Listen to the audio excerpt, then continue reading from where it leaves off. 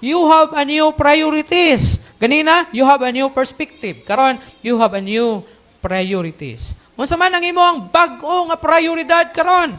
Abi ninyo, kining prioridad na gipasabot riya, kung dili nimo ni himuon, you cannot serve the Lord effectively. For sure, and for sure, sigurado gyud.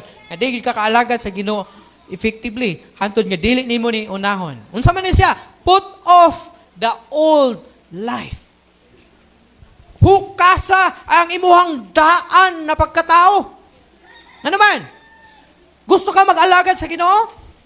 Nya dili ka muhukas sa imong daan pagkatao, dili ka mahimong effective. Dili ka mahimong nga epektibo diha sa pag-alagad sa Ginoo. Kung gusto ka mahimong Sunday school teacher, gusto ka mahimong magwawali, gusto ka mahimong missionary, gusto ka mahimong evangelist, gusto ka mahimong pastor, gusto ka mahimong galamiton sa simbahan, maybe magamit ka siguro 1 year, 2 years, 3 years, pero walay lahutay nga may tabo sa imong kinabuhi, hantod nga dili nimo hukason ang daan nimong kinabuhi. Kay nganuman, ang daan nimong kinabuhi mao ni ang mahimong babag nga dili ka kalahutay sa pag-alagad sa Ginoo. Mao man gid siya. Kay birahon ka ni mingon siya, anong mag-lead bang kay dira nga palahubog pa man ka? Oh, that's all life nimo.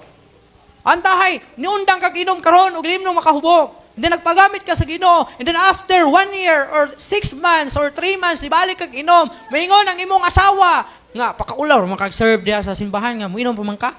Oh, mo to ang mubira sa imo. Hantod maulaw ka og si Satanas magka-sugod sa iyang gamay nga ngisi, magkadako ang iyang ngisi. Kaya nga naman, malipay man siya.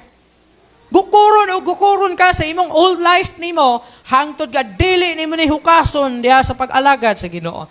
Mabitong nabanhaw ka, uban ni Kristo, kaya ang imong old life, gilubong na to, namatay na to, dapat dili na to siya mabanhaw. Pero kung nabanhaw to, patay kang bata ka. Mautoy mahimong babag, aron dili ka makalahutay sa pag-alagad sa Ginoo. And verse 5, put to death. Kung may nga put to death, unsay ipasabot na, patya. Na ba'y patyon nga mabuhi? Sa diha nga si Tigong niingon siya, nga, ako musukol patya, di namatay. Manay patay. Oh, mga ingon niya. Kung ang commander sa NPA, mingon, patya na, patay. Kaya kung mingon ang sindikato, ang leader sa drug syndicate, mingon sa nga, patya na.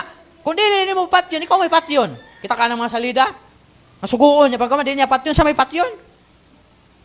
So doon naging mamatay nga may tabo. Doon naging pagkamatay. Ingon po yung pulong sa Ginoo, put to death. Patya, therefore, whatever belongs to your earthly nature.